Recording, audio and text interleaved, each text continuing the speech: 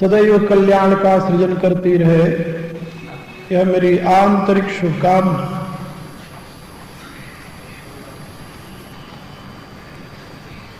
धर्म के दो मुख्य आधार हैं, अवयव हैं, दर्शन और नीति।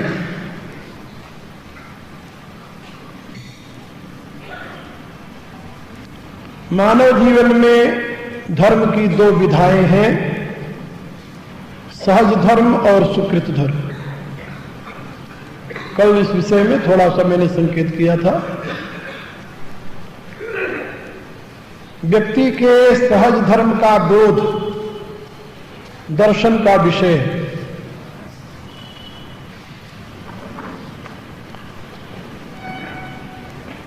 दर्शन माने विज्ञान की वह प्रक्रिया जिसके द्वारा ज्ञान दृष्टि से मनुष्य यथार्थ का साक्षात्कार करता है। फिर से समझ लो,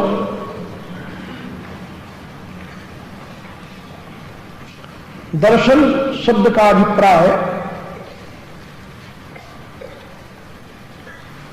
कल्पना द्वारा निर्धारित किसी सत्य का, सत्य में आस्था नहीं है। दर्शन का अभिप्राय है अनुसंधान के द्वारा ज्ञान दृष्टि से, अंतर्दृष्टि से, जिसके लिए उपनिषद कहती है दृश्यते त्वग्रया बुद्ध्या सूक्ष्मया सूक्ष्मदर्शी,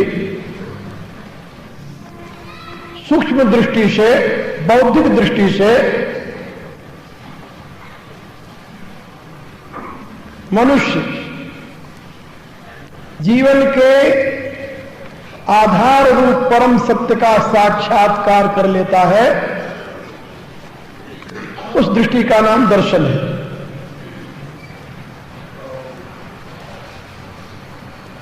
अथवा उस दृष्टि के क्रिया का नाम दर्शन, ऐसे समझ लीजिए। और इस दर्शन के द्वारा प्राणी और पदार्थ के सहज धर्म का बोध होता है। सहज धर्म उसका क्या है, इसका बोध होता है। किसका सहज धर्म क्या है, उस समग्र का बोध होता है। ये तो आप लोग जानते हैं कि दुनिया में जो कुछ पदार्थ है, सभी पदार्थों का एक अपना सहज धर्म है। उस धर्म को अंग्रेजी में प्रॉपर्टी कहते हैं, क्वालिटी कहते हैं। Everything has its own quality. हर एक पदार्थ का अपना धर्म होता है। और वैशेषिक दर्शन इसी धर्म का विश्लेषण करता है।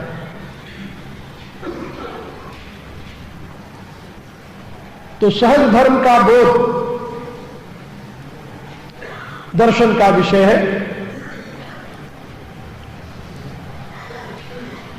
इस सृष्टि में हम मनुष्य हैं, तो हमारा भी कोई अपना धर्म होगा मनुष्य होने के नाते। और मनुष्य होने के नाते जो हमारा धर्म है उसको सहज धर्म कहा जाता है। मनुष्य होने के नाते हमारा क्या धर्म है, इसके लिए यास्काचार्य ने अपने निरुक्त में लिखा है, मननात् मनुष्य। मननशील प्राणी होने के नाते हमें मनुष्य कहा जाता है। मननात् मनुष्य। अन्य प्राणियों से हमारे में विशेषता क्या है, तो उन्होंने अन्य प्राणियों की व्याख्या की पश्यति पशु, जो देख करके उस पदार्थ की तरफ आकर्षित हो जाए, उसे प्राप्त करने के लिए यत्नशील हो जाए, वो पशु है। और जो किसी पदार्थ को देख करके उसके गुण दोष का चिंतन करते हुए उसकी उपयोगिता अनुपयोगिता का बोध प्राप्त करते हुए यदि उपयोगी हो तो उसके ग्रहण के लिए प्रयत्न करे, अनुपयोगी हो तो उसके लिए त्याग की प्रवृत्ति अपनावे। ये मननशीलता, मन शक्ति जो है, ये हमें पशुओं से भिन्न मनुष्य की संज्ञा में प्रतिष्ठित करती है। मनुष्य और पशु में इतना अंतर है। हरी हरी घास देख करके उसको खाने के लिए दौड़ पड़ना, यह पशुता की प्रवृत्ति है। इसी प्रकार से इंद्रियों को अनुकूल प्रतीत होने वाले विषयों की तरफ बिना विचारे दौड़ पड़ना, यह भी पशुता का ही प्रतीक है। इसीलिए हमारे नीति शास्त्र के विद्वानों ने कहा, एषाम न विद्या न तपो न दानम ज्ञानम न शीलम न गुणो न धर्मा ते मर्तलो के भूभार भूता मनुष्य रूपेण मृगाश्चरन्ति। कहा कि जिनमें ये 7 लक्षण नहीं है, 7 गुण। कौन कौन से? एषाम न विद्या न तपः न दानम ज्ञानम न शीलम न गुणो न धर्म।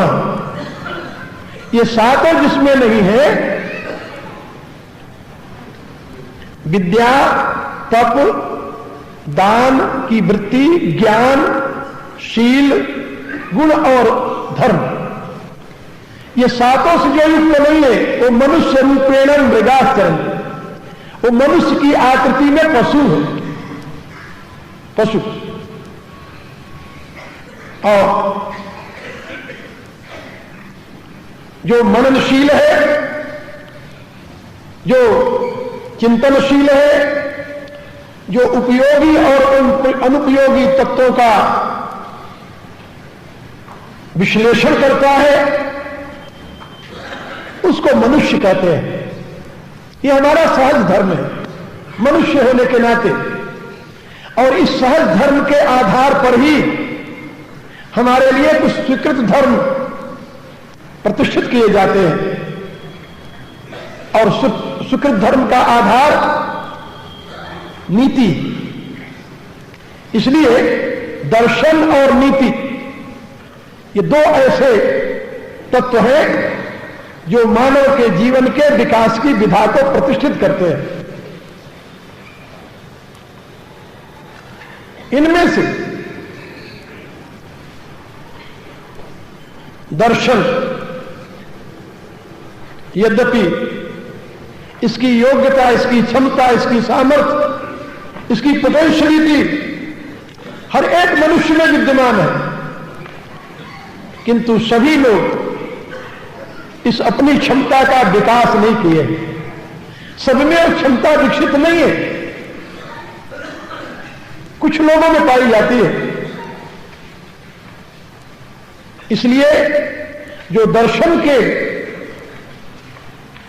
अध्येता अनुसंधान करता है उन्हें तत्वदृष्टा ऋषि कहा जाता है, प्रत्यक्ष धर्मा कहा जाता है, धर्म दृष्टा कहा जाता है, युग दृष्टा कहा जाता है। अनेकों नाम से उनकी महत्ता का अवबोधन कराया जाता है। और ऐसे ऋषियों के द्वारा मानव विकास के लिए, मानव जीवन को समुन्नत बनाने के लिए जिन विधाओं का निर्माण किया जाता है उसको नीति कहते हैं। और ये नीति मनुष्य को उसके लक्ष्य तक ले जाने का एक सुंदर सुपथ बनता है। इसीलिए मर्यादा पुरुषोत्तम भगवान राम, वह निर्गुण निराकार मेरी निरंजन ब्रह्म, जैसे अपनी पराशक्ति को माध्यम बना करके स्वयं को इस विराट रूप में अभिव्यक्त करता है, जिसके लिए श्रुति कहती है देवाव ब्रह्मणो रूपे मूर्तम च अमूर्तम च। ब्रह्म के 2 स्वरूप हैं, मूर्त और अमूर्त। कारण ब्रह्म अमूर्त है, कार्य ब्रह्म मूर्त है। तो जो परब्रह्म परमात्मा स्वयं को इस मूर्त रूप में, विराट विश्व के रूप में अभिव्यक्त करता है, वही समय समय पर इस सृष्टि में सद्धर्म की प्रतिष्ठा के लिए विविध रूपों में अवतार भी लेता है। परमात्मा की त्रिविध शक्तियां, जिसको स्वाभाविकी ज्ञान बल क्रियाच, ज्ञान शक्ति, प्रेम शक्ति और क्रिया शक्ति, इन तीनों शक्तियों का जहां आंशिक रूप में आविर्भाव होता है, उसको हमारी भाषा में अंशावतार कहते हैं। और जहां इन तीनों शक्तियों का पूर्ण रूप में आविर्भाव होता है, उसको हमारे यहां पूर्णावतार कहते हैं। हम सनातन धर्मी श्री राम और श्री कृष्ण को पूर्णावतार मानते हैं, क्योंकि मानवीय इतिहास में इन दोनों महापुरुषों के समान कोई तीसरा हमें दिखाई नहीं देता, उपलब्ध नहीं होता। ज्ञान शक्ति, क्रिया शक्ति और भाव व प्रेम शक्ति, दार्शनिक भाषा में से कहते हैं संबित शक्ति, संधिनी शक्ति और आह्लादनी शक्ति। ये तीनों शक्तियां इन दोनों महापुरुषों में जिस रूप में अभिव्यक्त हुई, वैसा कोई दूसरा उदाहरण सृष्टि में नहीं मिला अभी तक। दुनिया के इतिहास में ऐसा कोई महापुरुष नहीं दिखाई दिया। इसलिए हम इन दोनों महापुरुषों को पूर्णावतार के रूप में स्वीकार करते हैं और इनके द्वारा प्रतिष्ठित जीवन विधान को हम मानव मात्र के लिए आदर्श मानते हैं। महर्षि वाल्मीकि ने अपने संस्कृत महाकाव्य में, आदि काव्य में, मर्यादा पुरुषोत्तम भगवान राम के पावन चरित्र को मानव के लिए आदर्श रूप में प्रस्तुत करते हुए घोषणा की, राम विग्रहवान धर्म, राम धर्म की साकार मूर्ति है। और वे ही महर्षि वाल्मीकि संत नाभादास जी के शब्दों में त्रेता काव्य निमग्ध कियो सतकोटि रामायण, एक अक्षर उच्चरत ब्रह्म हत्यादि परायण, पुनि संतन सुखदेन बहुरी लीला विस्तारी, रामचरण रसमत्त रहत अहनिश व्रतधारी, संसार अपार कुपार हित सुगम रूप नौका लिए, कलि कुटिल जीव निस्तार हित वाल्मीकि तुलसी भय। भक्तमाल में श्री नाभादास जी ने यह घोषणा की कि वे ही आदि कवि भगवान वाल्मीकि इस कलयुग में तुलसी के रूप में प्रकट होकर के भगवान श्री राम के उस पावन चरित्र का लोक भाषा में गान किया, लोक भाषा। और अपने उस महाकाव्य में उन्होंने राम के द्वारा प्रतिष्ठित उस नीति का विशेष रूप से प्रतिपादन किया, जिसका अनुकरण करके मानव स्वयं को धन्य और कृतकृत्य बना सकता है। कल मैंने इसी संबंध में एक बात निवेदन की थी। गोस्वामी जी घोषणा करते हैं, नीति प्रीति परमार्थ स्वार्थ, ये कौन राम समझान यथार्थ। नीति प्रीति परमार्थ और स्वार्थ। कल मैंने बताया था, आप लोगों को याद होगा, कि मनुष्य के लिए ये चारों एक अनिवार्य स्थान रखते हैं। मनुष्य नीति के अभाव में मनुष्य हो ही नहीं सकता, रह ही नहीं सकता। और प्रीति के अभाव में भी मनुष्यता का कोई अर्थ नहीं रहता। परमार्थ के अभाव में भी मनुष्यता का कोई अर्थ नहीं रह जाता। और यथार्थ स्वार्थ के अभाव में भी मनुष्यता कोई अर्थ नहीं रह जाता। ये चारों ऐसे महत्वपूर्ण हैं जिनसे विमुख होकर के मनुष्य नहीं रह जाता। इसलिए मर्यादा पुरुषोत्तम भगवान ने इन चारों की अपने क्रियात्मक जीवन द्वारा प्रतिष्ठा की। सबसे पहले आप राम की नीति को समझे।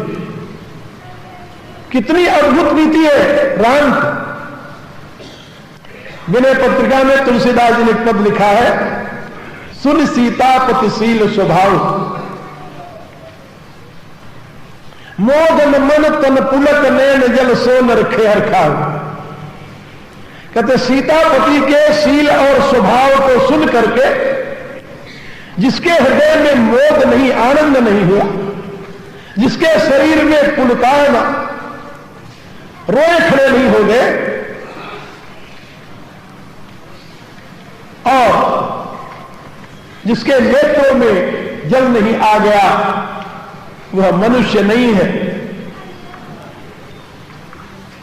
ही फाटो फूटो में जरो सुतन के ही काम, द्रवे श्रवे पुलके नहीं तुलसी निक्षतरा। तो प्रभु श्री राम के पावन चरित्र का चिंतन करते हुए तुलसीदास लिखते हैं,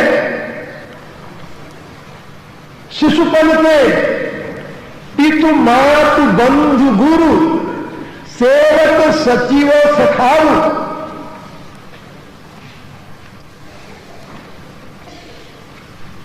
कहत राम विदु बदन ऋषो है सपने लखे निकाओ। बाल्यकाल से ही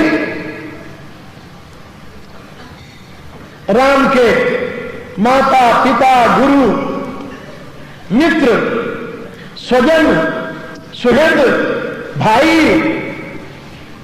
और पूरे अयोध्या के लोग एक स्वर से कहते हैं कि राम के मुखारविंद पर कभी हमने क्रोध नहीं देखा, क्रोध नहीं देखा। कहत राम विधु बदन ऋषोहे, राम का वह चंद्र बदन कभी भी किसी ने भी स्वप्न में भी क्रोध से युक्त नहीं देखा। कहत राम विधु बदन ऋषोहे सपने लखे निकाल।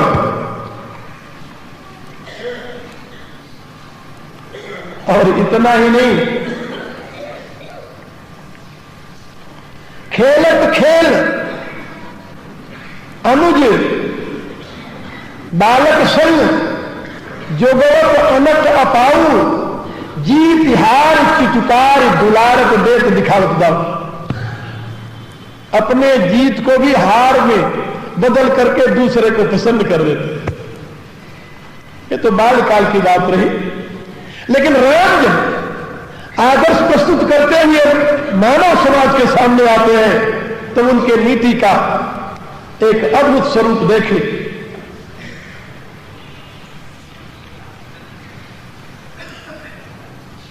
जिस सीता स्वयंवर में देश देश के भूपति त्रिभुवन जय समेत बेदेही, बिनहि विचार बड़े हटते ही, यह प्रतिज्ञा सुन करके आए और कुंवरी मनोहरी विजय बड़ी कीरति अति कमनीय, एक पुरस्कार नहीं 3 पुरस्कार प्रस्तुत किया गया था। जो धनुष को तोड़ेगा उसको 3 पुरस्कार मिलेंगे और उसके लिए राजा लोग उतावले हो गए, किंतु राम के हृदय में कोई उतावलापन नहीं है।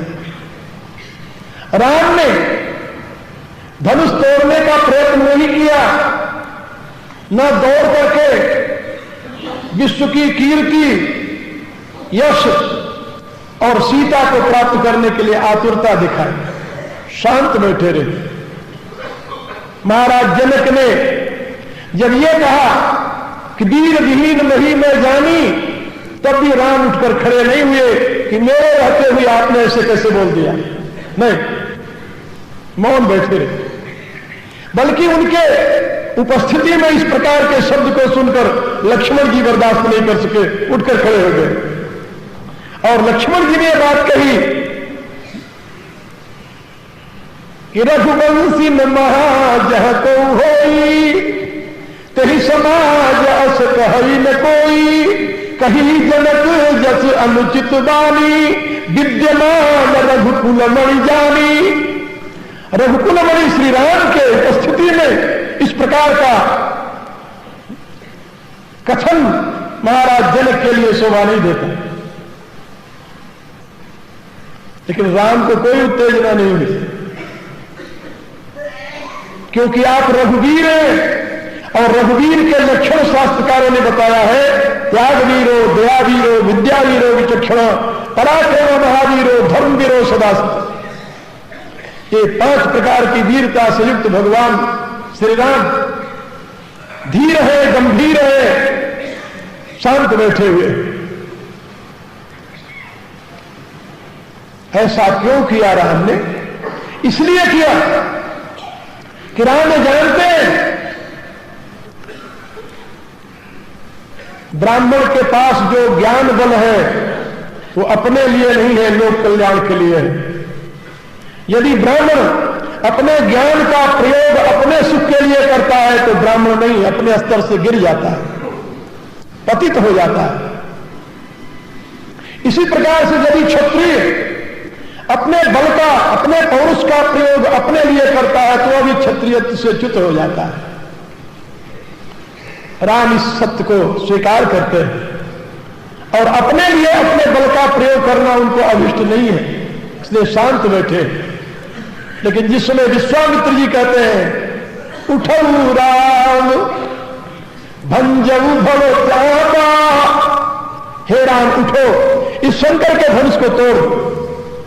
किस लिए? सीता के लिए, कीर्ति के लिए, यश के लिए? बोले नहीं। क्या तो फिर कामे कौतात जनक परितापा, जनक के संताप को दूर करने के लिए राम तुम धनुष को तोड़। तो राम उठते हैं, जनक के संताप को दूर करने के लिए अपने बल का प्रयोग करते हैं, सीता को पाने के लिए नहीं या कीर्ति को पाने के लिए नहीं। राम की नीति है। उन्होंने एक प्रतिज्ञा की है, पूरी रामायण में आप देख सकते हैं, कहीं भी आपको कोई एक ऐसी घटना नहीं मिलेगी जिस घटना में कभी राम ने अपने लिए अपने शक्ति का प्रयोग किया हो, नहीं मिले। याद रखिए। इतना ही नहीं, आगे बढ़िए। उस समय रावण के घोर अत्याचार से पृथ्वी त्राह त्राह कर रही थी। रावण जानते हैं, एक और रस की बात बताऊं आपको रामायण में, जिसमें भगवती पार्वती प्रार्थना करती भगवान शंकर से कि प्रभु मुझे ये बताइए कि निराकार परमात्मा निराकार कैसे हो गया। प्रथम कारण कहूं विचारी, निर्गुण ब्रह्म से गुण बपुधारी। पुनि प्रभु कहूं राम अवतारा, बाल चरित पुनि कहूं उदारा। कहूं जथा जानकी विवाही। और उसके साथ क्या कहती है? राज तजा सो दूषण काई। राम को बन नहीं दिया गया, राम ने स्वयं राज का त्याग किया। राज तजा सो दूषण काई, भगवती पूछ रही, राम ने राज का त्याग क्यों किया? कहा कैकेयी माता ने वन भेज दिया। कहा नहीं। भगवती कहती मैं तुम्हारी नहीं शक्ति, क्योंकि आप तो ये कहते हो कि उर प्रेरक रघुवंश विभूषण।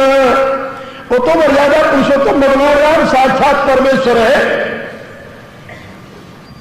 सरस्वती तो उनके इशारे पर ही नृत्य किया करती है। शारद दारु नारी सब स्वामी, राम सूत्रधर अंतर्यामी। यही पर कृपा करही जन जानी, कभी उर अजिर नचावई बानी। तो सरस्वती को कवियों के हृदय रूपी अजिर में आंगन में नचाने वाले सूत्रधार राम, उस राम के विपरीत भला सरस्वती क्या कहे कहे कि मोती फेर सकती थी? क्या कहे कहीं राम के लिए बर्दाश्त मांग लेती? इसमें अवश्य ही कोई कारण रहा होगा। राज तजा सो दूषण काय, वो दोष बताइए। राज के त्याग में कोई दोष नहीं था, एक हेतु जरूर था। हेतु बहुत बड़ा, और बहुत बड़ा हेतु क्या था कि रावण के अत्याचार से पृथ्वी त्राह त्राह कर रही थी। देवता, मुनि, मानव सभी त्राह त्राह कर रहे थे। और इतना ही नहीं, परमात्मा का निराकार से निराकार रूप में अवतरण भी इसीलिए हुआ था।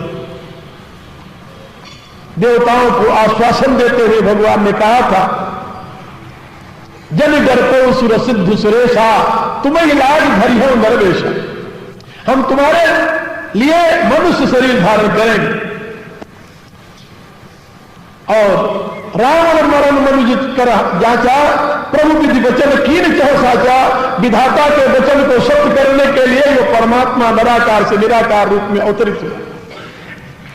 लेकिन राम जानते कि एक ये राजकुमार, एक ये राजा या एक ये सम्राट यदि रावण के वध करने का प्रयत्न करते हैं तो ये दो देशों का युद्ध होगा, दो राज्यों का युद्ध होगा। और यदि दो राज्यों का युद्ध होगा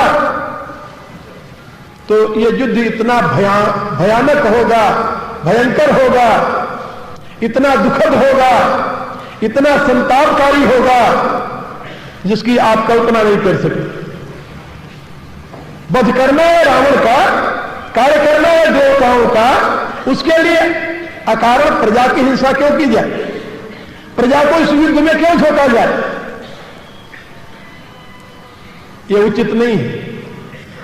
राम इस नीति के पालक है। और दूसरी बात कि शत्रु के भूमि में यदि जाकर युद्ध किया जाए तो हानि शत्रु की होती है, और यदि कहीं शत्रु अपनी भूमि में आ जाए और वहां युद्ध करना पड़े तो हानि अपनी होती है। यह भी एक नीति है, राजनीति है। लेकिन शत्रु की भूमि में जाने का अवसर कैसे मिलेगा? कोई कारण बने तो। दूसरी बात, शत्रु को दोषी सिद्ध करके यदि उसके लिए आक्रमण किया जाए तो धर्म अपने पक्ष में होगा, और निर्दोष शत्रु के साथ युद्ध किया जाए तो धर्म अपने पक्ष में नहीं होगा। आखिर भगवान कृष्ण ने इसीलिए तो स्वयं दूत बनकर के कौरवों के पास गए, दुर्योधन की सभा में कहा कि 5 गांव पांडवों को दे दो, हम संधि करा देते हैं। ऐसा क्यों कहा? वो जानते थे कि दुर्योधन ये मानने वाला नहीं है। फिर ऐसा क्यों कहा? इसलिए कि जिससे निश्चित हो जाए कि पांडव लोग हैं, ये धर्म प्रेमी हैं, ये अपने अधिकार को भी त्यागने के लिए तैयार हैं, लेकिन क्या करें, कौरव बिना युद्ध के उनको भूमि का एक टुकड़ा तो दूर रहा, सुई के नोक पर जितनी मिट्टी होती उतना देने के लिए तैयार नहीं। और यही कारण था कि महाभारतकार ने एक बार नहीं अनेकों बार घोषित किया, यतो धर्म ततो कृष्ण, यतः कृष्ण ततः जय। जहां धर्म है वही कृष्ण है, जहां कृष्ण है वही विजय है। यत्र योगेश्वरो कृष्ण यत्र पार्थो धनुर्धर तत्र श्री विजयो भूतिर्ध्रुवा नेत्रमत्रिममा, गीता का यह आखिरी श्लोक। तो मैं आप लोगों को यह बताना चाहता था कि राम कितने नीतिमान है। आप सोचिए, ऋषियों का कार्य करने के लिए, पृथ्वी का भार हरण करने के लिए, रावण के अत्याचार से इस संसार को विमुक्त करने के लिए यदि वो चाहते तो राजगद्दी पर बैठ करके भी भारत के जिस सीमा क्षेत्र में रावण का आधिपत्य हो गया था उसको मुक्त कराने के लिए आक्रमण कर सकते थे। और यदि आक्रमण करते तो अन्याय नहीं था वो, लेकिन उस आक्रमण का परिणाम क्या होता? वही युद्ध। तो युद्ध तो बाद में भी हुआ, लेकिन बाद में युद्ध हुआ दो राष्ट्रों का नहीं हुआ, दो व्यक्तियों का हुआ। राम और रावण का युद्ध हुआ, भारत और लंका का युद्ध नहीं हुआ। आज जरा देख, इसको नीति कहते हैं। राम यह भी जानते हैं कि बाली और रावण में संधि है। जो रावण पर आक्रमण करेगा, बाली उसको रोके, क्योंकि दोनों मित्र हैं और उनकी आपस में संधि हुई है। उस संधि का पता था राम को, ऋषियों को भी यह ज्ञान था, इसलिए ऋषियों ने एक योजना बनाई और उस योजना के तहत राम को वनवास दिलाया। यह योजना ऋषि समाज की थी और इस बात को भगवान राम ने वन में जब अगस्त ऋषि के आश्रम में गए तब उनसे कहा कि भगवान तुम जानो यही कारण आयो। आप भली प्रकार जानते हैं किस लिए मैं वन में आया हूं, मुझे किसी ने वन में भेजा नहीं है, इसलिए मैं आपसे कुछ कहना नहीं चाहता। अब प्रभु मंत्र दे वह मोही, यही प्रकार मारो मुनि द्रोही। अब प्रभु आप मुझे वह मंत्र दीजिए, वह मंत्रणा, वह सीख दीजिए, वह युक्ति बताइए जिससे मैं मुनियों के इन द्रोहियों राक्षसों का वध कर सकूं। यह नहीं बताया कि मुझे तो मां ने वनवास दे दिया, बाप ने वनवास दे दिया, आ गया। कहानी नहीं कह रहा, क्योंकि योजना आपने बनाई है, आपको पता हम कैसे आए। राम के प्रति सुनैना का अत्यंत स्नेह था, सीता की माता सुनैना। जागरूक जी जानते थे कि यदि सुनैना से पता चला कि सीता और राम को वनवास हो गया तो उस आघात को सह नहीं सकेगी, इसलिए जनक जी से नहीं लेकिन सुनैना जी से जागवल्क ने सारी कहानी सुना दी कि योजना ऐसी बनी है कि राम को वन में भेजा जाएगा, सीता उनके साथ जाएगी, दुष्टों को दमन करने के लिए यह युक्ति है। और इस योजना के अनुसार राम वन में रहेंगे 14 वर्ष तक, फिर बाद में रावण का वध करके लौटेंगे, लंका में राज्य करेंगे। तुम दुखी नहीं हो। जिस समय चित्रकूट में दोनों रघुनाथ आपस में मिलते हैं, जनकपुर की महिषी और अयोध्या की महिषी दोनों आपस में मिलती है, तो वहां पर सुनैना ने 7 शब्दों में कहा कि राम जाई बन कर सुर काजू, अचल अवधपुर करी हुई राजू। कौशल्या ने पूछा तुम्हें कैसे पता है, कैसे पता है बहन तुम्हें? कहा यह सब जाग बल्कत हीरा था। ऋषि जाग बल्क ने मुझे पहले यह बात बता दी है, इसलिए देवी महोरी मुधारी निभाषा, इसलिए हे देवी जाग बल्क की वाणी कभी मिथ्या नहीं हो सकती, आप निश्चित रहे। कहने का अभिप्राय ऋषियों की योजना दो राष्ट्रों का युद्ध न हो, दो देशों का युद्ध न हो, बल्कि दो व्यक्तियों का युद्ध हो। और दो व्यक्तियों का युद्ध होने पर जो व्यक्ति दोषी होगा उसके विपरीत सभी होंगे, सारे समाज का मंतव्य होगा, और जो व्यक्ति निर्दोष होगा उसका समर्थन सब करेंगे।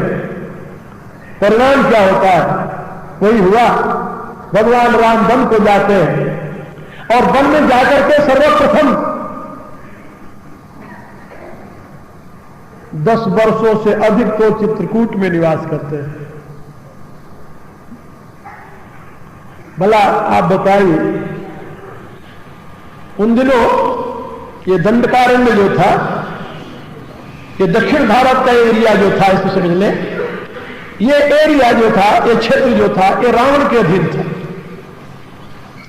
सुपर्णखा जो रावण की बहन थी वहां की गवर्नर थी, और उसके अंदर खरदूषण त्रिशिला आदि 14,000 सेना लेकर के वहां रहते थे। उस क्षेत्र की संभाल करते थे। भगवान राम के पूछने पर अगस्त जी ने कहा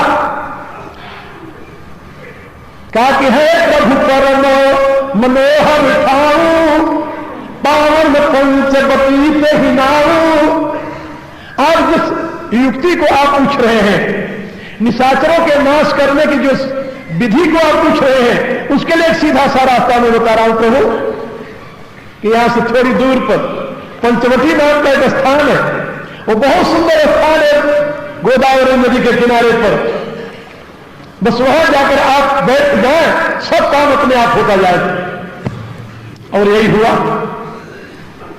भगवान राम गोदावरी तट पर अपने हाथ से गिरधराज सन भेंट भई बहुविध प्रीत दिधाय, गोदावरी निकट प्रभु रहे परम गृह छाय। याद रखिए, अभी जब से राम वन में आए हैं तब से कभी अपने हाथ से उन्होंने अपने लिए पवन कुटी नहीं बनाई। नहीं, ऋषिमुख में रहे, आगे जाकर के प्रथम देवन की गुहारा को ऋतु बना। और जब वो चित्रकूट में रहे तब यहां पर कोल किरात देश सब आए, देवता लोग कोल किरातों के देश में, यानी देवता बने उदार व्यक्ति, कोल किरात, उन्होंने आकर उनकी कुटिया बनाई। कहा पंचवटी में भगवान को अपने हाथ से क्यों बनाना पड़ा? कहा वो रावण की टेरिटरी थी, और रावण के भय से न तो देवताओं की हिम्मत थी वहां आकर के राम की कोई इस्तेमाल करते, और न तो किसी दूसरे मनुष्य की थी। इसलिए वहां पर रावण के भय से कोई आ नहीं सका। भगवान ने स्वयं गोदावरी निकट प्रभु रहे करण गृह छाई, तैयारी पहले से। अब इस तैयारी में आगे क्या करना है? वारे प्रभु श्री राम की नीति देखिए। ये जानते हैं कि एक कामी पुरुष को सौंदर्य से जितना प्यार होता है, तुलसीदास जी ने अपनी रामायण के अंत में प्रार्थना की। क्या प्रार्थना की? कामी नारी प्यारी जिमी, कहे तो हो आप मुझे उतने पिए लगे जितना कामी को नारी पिए लगती है। फिर उनको याद आया कि कामी को नारी प्रिय होती एक अवस्था जब उसकी इंद्रियां जर्जर हो जाती है, वयस गते कह काम विकार।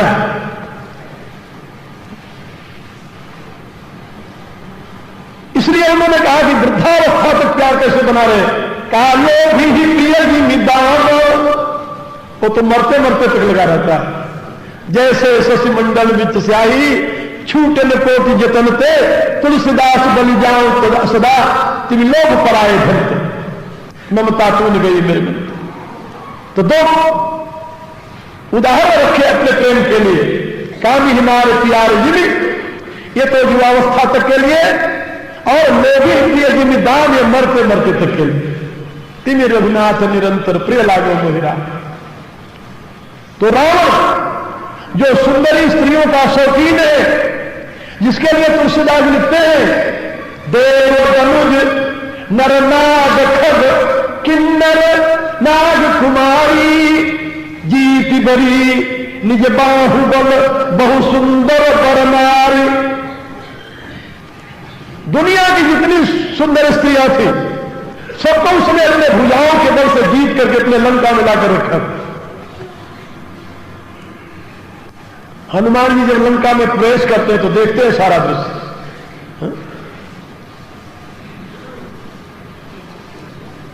राम जानते हैं कि पंचवटी में जाने पर वहीं से उपद्रव शुरू होगा, और बात वहीं से बनी। सुपर्णखा की वृत्ति भी पता था यद्यपि उसका पिता एक भारतीय ऋषि रावण का पिता भारत का एक ऋषि विश्रवा, लेकिन दुर्दैव से उसकी मां एक विदेशी महिला हाँ, और विदेशी महिला की संतान चाहे भारत के ऋषि से ही कौन पैदा हुई हो, उसमें आप ये ना मान लें कि उसमें भारतीय संस्कार आ जाएंगे, असंभव। वह भारत की कभी हितैषी नहीं हो सकती, न वो महिला हो सकती है, न उसकी संतानें हो सकती। आप जरा सोचिए। एक बात और यहां मैं आपको बता दूं कि रावण को राक्षस बनाने का कार्य किसने संपन्न किया जानते हो? उसकी मां। और किया कैसे जानते हो? धर्म की दुहाई देकर। यह आश्चर्य आपको और लगेगा। केकसी ने रावण को कहा कि तुम जिस धर्म के अनुयायी हो उस धर्म में मां का क्या स्थान है? रावण ने अभी तो नया नया तपस्या करके अध्ययन करके बेचारा आया था। उसने कहा मां मेरे आचार्य ने हमें शिक्षा दी है मातृदेव भव फिर पितृदेव भव। कहा मां का पिता से 10 गुना अधिक स्थान, पितुर 10 गुना माता गौरवे ना तृच्यति। पिता से 10 गुना पुत्र पर मां का अधिकार होता है। ये तुम्हारा धर्मशास्त्र कहता है। रावण का क्या लिया मां। कहा तो मैं तुम्हें आदेश देती हूं, ये लंका मेरे बाप की नगरी है और उसके ऊपर देवताओं ने जबरी आक्रमण करके जीता है, अधिकार किया है। रावण ने कहा मां वहां पर तो मेरा बड़ा भाई राज्य करता है। कहा हमारी आसुरी संस्कृति में न कोई भाई होता है न कोई बहन होती है। बड़ा भाई कैसा? वो मेरे पिता का शत्रु है इसलिए मेरा शत्रु है, और मेरा शत्रु है इसलिए तुम मेरे पुत्र हो, तेरा शत्रु है। वाह, लंका पर तुम्हारा अधिकार है। मां के कहने पर धर्म की आड़ में धर्म के व्यामोह में पड़ करके रावण मां का अनुगामी बन गया। और मां के कहने पर कुबेर को लंका खाली करने के लिए निर्देश दिया। कुबेर ने आकर अपने पिता के सामने हाथ जोड़कर कहा कि पितृदेव ये क्या हो रहा है? कहा वक्त मैं क्या करूं, मेरी भूल का ये परिणाम है, अब तुम लंका छोड़कर चले आओ। और इतने पर भी नहीं उसे चैन आया। कैकसी ने कहा कि मेरे पिता ने मुझे तुम्हारे पिता को इसलिए समर्पित किया था। वाल्मीकि रामायण में प्रसंग आता है और भी अन्य ग्रंथों में है कि एक बार पुष्पक विमान पर कुबेर जा रहा था। कुबेर को देख करके उसके पिता के हृदय में चाह हुई कि ऐसा विमान मेरे पौत्र के पास होना चाहिए, मेरे बहुपुत्र के पास। तो उसने अपनी लड़की को लाकर पता लगाया कि किसका पुत्र है। पता चला विश्रवा ऋषि का पुत्र है। और वह असुर अपनी कन्या को लाकर विश्रवा ऋषि को समर्पित कर दिया। तो जिस पुष्पक विमान को देख करके उसने कैकसी को समर्पित किया था, कैकसी ने कहा कि वो पुष्पक विमान भी तुम्हें अपने अधिकार में लेना हो। और एक बार कुबेर को धावा, तुमसे आदमी क्या लिया? एक बार कुबेर को धावा और पुष्पकयान जीत लिया। वो भी ले मां की आज्ञा का पालन करते हुए एक ऋषि कुमार ऋषित्व से च्युत होकर के राक्षस बन गए। इतना ही नहीं, और भी मजे की बात सुनी। भगवान राम ने जानते हैं कि जो गति रावण की है तो उसकी बहन क्या उससे उत्तम गति वाली होगी क्या? जैसे उसे बहुत सुंदर वर नारी प्रिय है, ऐसे उसकी बहन को भी बहुत सुंदर पुरुष प्रिय होगा। राम जाकर जब बैठ जाते हैं और सुपूर्णखा जब आती है राम के सौंदर्य को देखती है तो तुलसीदास जी क्या लिखते हैं? राम दोनों भाइयों के सौंदर्य को देखकर मुग्ध हो जाती है। कामातु पिता भ्राता हितकारी पुरुषम हर निरखत नारी हे विकल सकमलई न रोकी जिन रवि मणि द्रव रवि ही बिलोकी। ये सारी स्त्रियों के लिए नहीं लिखा तुलसीदास जी ने, क्षमा करना। उन्होंने तो एक जगह यह भी लिखा है, डगरी न शंभु सरासन कैसे कामी बचन सती मन जैसे। यह भी लिखा है, सती स्त्रियों के लिए नहीं है, ये तो उन असुर कन्याओं के लिए है जिनके यहां सेक्स एक बायोलॉजिकल डिमांड है, जिनके यहां फूड एंड सेक्स की सेंसिटिविटी के लिए कोई स्थान नहीं है। मैं तो विदेशियों को ही बताया करता हूं कि food and sex, sensitivity of food and sex is the base for culture, base of Indian way of life. If you want to adopt it then you will enjoy heavenly enjoyment in India. There is no doubt. Goswami Tulsidas declare, सुर दुर्लभ सुख कर जग माही अंत काल रघुपति पुर जाही। मैं पहली बार गया इंग्लैंड में तो लोगों ने मेरे से कहा कि यहां 3 W का विश्वास नहीं। 3 W का विश्वास नहीं। हमने कहा क्या बात है भाई, 3 W का विश्वास क्या? उन्होंने कहा यार 3 W का विश्वास नहीं करते लोग। हम कहा W क्या है 3? बोले वुमेन, वर्क एंड वेदर। तीनों का विश्वास नहीं। कब बर्फ गिरने लगा, कब पानी बरसने लगा कुछ पता नहीं। काम कर गए, कब आपको मालिक महीने भर की तनख्वाह पकड़ा कर कहते कल नहीं आना, कुछ पता नहीं। और आज जिस स्त्री को अपने घर पर छोड़कर गए हो काम पर, शाम को आओगे वो तुम्हारी ही रहेगी, इसे कोई विश्वास नहीं।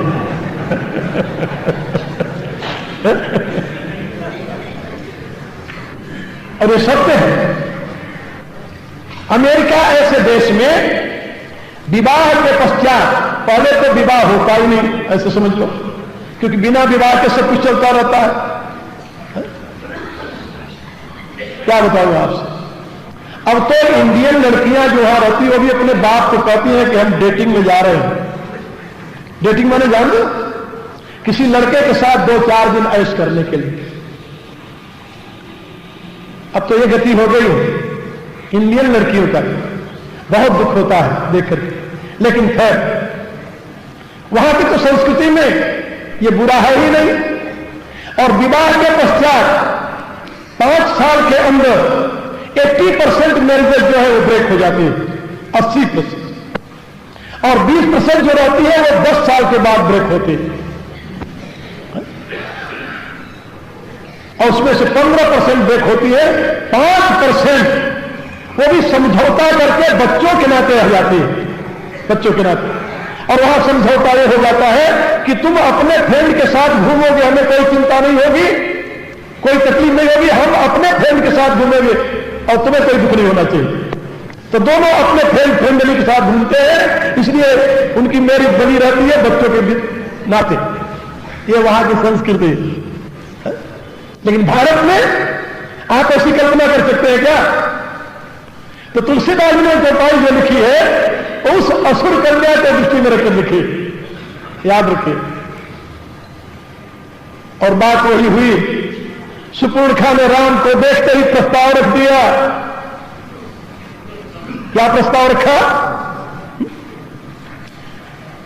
जो राम को पहले ही संभावना थी, सुपूर्णखा ने प्रस्ताव रख दिया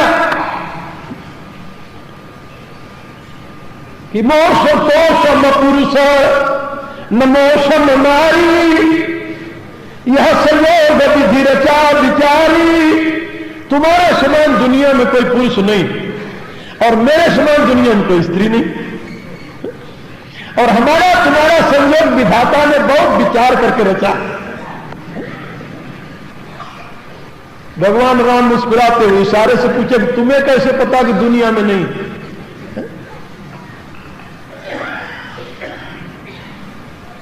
कैसे पता? तो सुपुर्णखा उत्तर में बताती है कि मैं तीनों लोग घूम आई, खोजे लोग, देखे लोग, खोजती हूं माही। तीनों लोगों मैंने खोज करके देख लिया कि तुम्हारे समान कोई मुझे पुरुष नहीं मिला। जो तीनों लोगों में पुरुष को ढूंढने निकली है तो कोई आर्य कन्या तो हो नहीं सकती। क्या रहा आप लोगों के?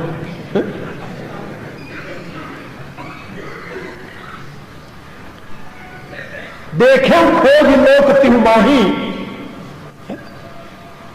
मम अनुरूप पुरुष जग नाही। मेरे अनुकूल दुनिया में कोई पुरुष नहीं मिला मुझे। कैसे तुम्हें पता चला? कहा देखो खोज लोक तिहु माही, तीनों लोगों में अपने लिए पुरुष ढूंढती रही। भगवान राम इशारे से लक्ष्मण को समझाए, सुन रहे हो, ये असुर कन्या के लक्षण है। ये यूरोप, अमेरिका, ये जितने पश्चिम के देश है अब असुरों की फलफली है। ये मजाक नहीं कर रहा, सही बता रहा हूं, इतिहास के लिए साक्षी। और पश्चिम के लोग भी मानते हैं कि बाणपाल असुर नाम का, बाणपाल नाम का असुर असीरिया का रहने वाला था, जिसको सीरिया कहते हैं आजकल की भाषा में। और वही सीरियन संस्कृति ही पश्चिम में सारी फैली हुई है। सुमेरियन संस्कृति से सीरियन संस्कृति, सीरियन संस्कृति से बेबीलोनियन, बेबीलोनियन संस्कृति से रोम संस्कृति, रोम संस्कृति सारे पश्चिम में फैली हुई है। ये असुर संस्कृति का ही परिणाम है। और असुर संस्कृति की यह मान्यता है कि शरीर मरता है तो उसके साथ आत्मा मर जाती है, और शरीर जीता है तो उसके साथ आत्मा जीत जाती है। छांदोग्य उपनिषद में पढ़िए, यहां पर भैरवचंद्र और इंद्र की कथा आती है। वहां पर यानी बॉडी, माइंड एंड सोल, ये तीनों एक साथ मरते हैं और अंतिम दिन में कब्र से तीनों एक साथ उठ जाते हैं। ये असुर संस्कृति की विचारधारा है, वैदिक संस्कृति नहीं है, दैवी संस्कृति नहीं है। दैवी संस्कृति का तो एक कथन है कि वायु अनिलम अमृतम असिदम भस्मान तग्गम शरीरम। दैवी संस्कृति आपको बताती है कि आपका ये शरीर यहीं पर भस्म हो जाएगा और आपके प्राण महाप्राण में हो जाएंगे। वायु अनिलम असिदम भस्मान तग्गम शरीरम। कुछ बचेगा तो यहां बचेगा, क्या बचेगा? कृतो स्मरा कृतम स्मरा, कृतो स्मरा कृतम स्मर। हे कृतो, तुम बच जाओगे और तुम अपने कृतम स्मर, अपने किए हुए को याद करो। शरीर के नष्ट होने पर, प्राण के महाप्राण विलय होने पर तुम्हारी आत्मा बचेगी और वो आत्मा अपने कर्मानुसार गति को प्राप्त करेगी। लेकिन भगवान ने भी बताया गीता में, उत्क्रामंतम स्थितम वापी भुंजानम वा गुणान्वितम विमूढ़ा नाम पश्यंती पश्यंती ज्ञान चक्षुषति। इस शरीर को आत्मा में रहते हुए, आत्मा को छोड़ते उत्क्रामंतम स्थितम, छोड़ते हुए, रहते हुए, भुंजानम वा गुणान्वितम, भोग करते हुए, गुणों के साथ अन्वित होते हुए, अटेंट होते हुए, विमूढ़ा नाम पश्यंती, मूर्ख लोग नहीं देखते, पश्यंती ज्ञान चक्षुषति, ज्ञान दृष्टि वाले ही देखते हैं इसे। इसी बात में उपनिषद कहती है, दृश्यते प्रज्ञा विद्या सूक्ष्म सूक्ष्म दर्शवी। मेरे कहने लगता है कि आसुरी संस्कृति की संतानें भारतीय संस्कृति, भारतीय सभ्यता, भारतीय जीवन प्रणाली का अनुकरण करें, यह संभव नहीं है। याद रखिए, उसका आदर करें यही संभव नहीं है, उसकी रक्षा में अपने आप को लगाने तो असंभव होता रहता है। लेकिन दुर्भाग्य तो इस देश का है, आप लोग जानते हो, मैं क्या बताऊं। अब यहां के लोगों के पास अपनी बुद्धि काम नहीं कर रही, यहां के लोग अब देख रहे हैं नया चुनाव आ रहा है, लोग सोचते हैं कोई विदेशी महारानी बैठ जाए तो हमारा उद्धार हो जाएगा।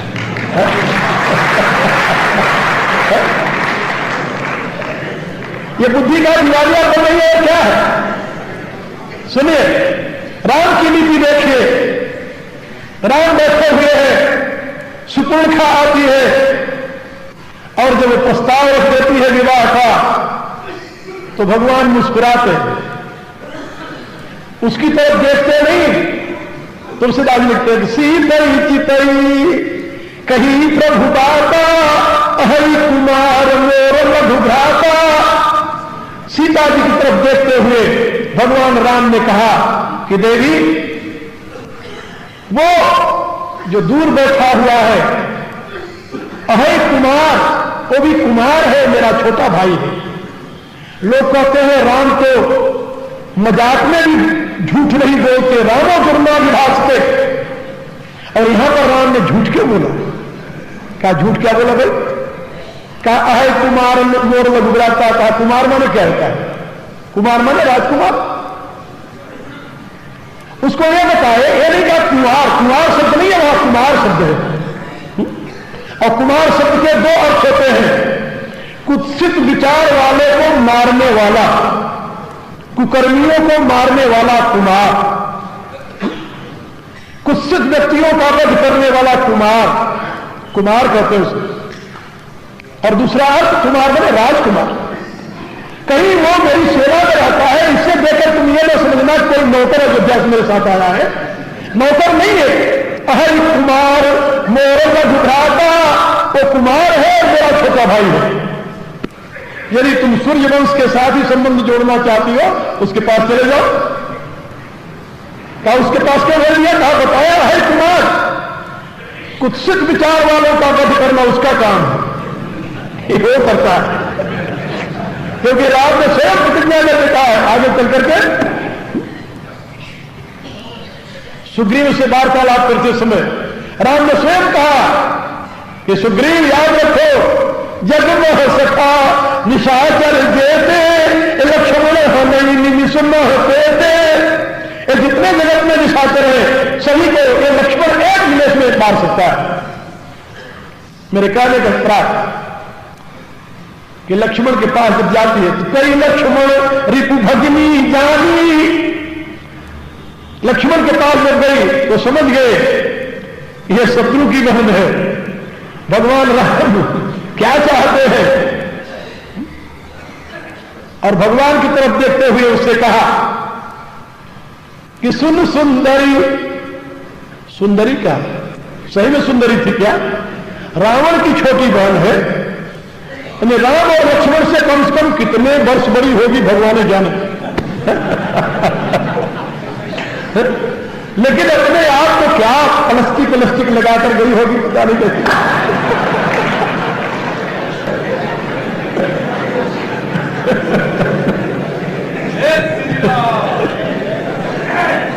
एक दूसरी बात, मैं इंग्लैंड में था, मेरे एक शिष्य थे, वो पहले यहां सेकेंड वर्ल्ड वॉर में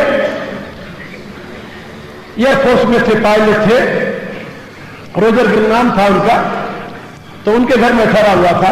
उसने मेरे से कहा कि गुरुजी, मेरी मां आपका दर्शन करना चाहती, मिलना चाहती है। अंग्रेज था। My mother want to see you my guru. कहा ओके। उसकी मां आई, मैंने उससे पूछा, where is she is living? She is not living with you. वो कहता मैं अपनी मां का इकलौता पुत्र हूं। हम कहा तुम्हारे साथ क्यों नहीं रहती? कहा मेरे साथ इसलिए नहीं रहती कि उसके फ्रेंड आते हैं, अपने फ्रेंड के साथ रहती है। तो मैंने सोचा कि इतना बड़ा ये है, ये अरे कम से कम 7 साल का रहा होगा वो। तो इसकी मां कितने साल की होगी जिसके अभी भी फ्रेंड घूम रहे हैं? अब वो बूढ़ी आई, सही में क्या सज-बज करके हाथ में छड़ी लिए आई, तो उसने मुझे बुलाया और कहा गुरुदेव शी इज माई मदर। मैंने उससे देखते कहा, हम कहा hello my mother, how are you? वो उत्तर दे बोला क्या कहती है जानते हो? I am not your mother. हम कहा okay, I know you are not my mother, you are mother of Roger Green, But you know, we Indians always believe that every old woman is like a mother. I am not so old. हमने कहा 80 साल की हो गई, पता नहीं. Really, I am.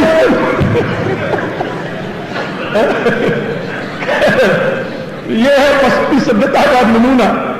मैं तो आप 25 वर्षों से रह रहा हूं यूरोप और अमेरिका के देशों में, यही कुछ देख रहा हूं यहाँ का.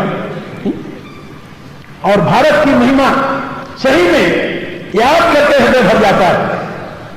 और भारत की गौरवमयी संस्कृति और सभ्यता का बोध तब होगा आपको जब कभी विदेश, दुर्भाग्य से विदेश रहने का अवसर मिल जाए.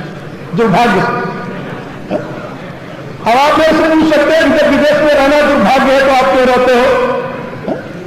क्या करें?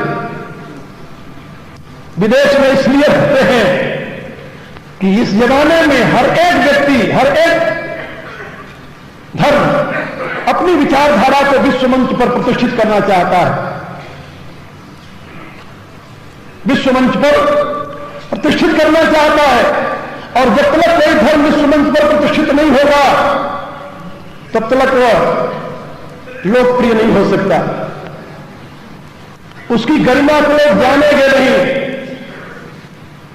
उसकी महत्ता को लोग समझेंगे नहीं, और उसके प्रति लोग आकर्षित नहीं होंगे, उसको अडॉप्ट नहीं करेंगे.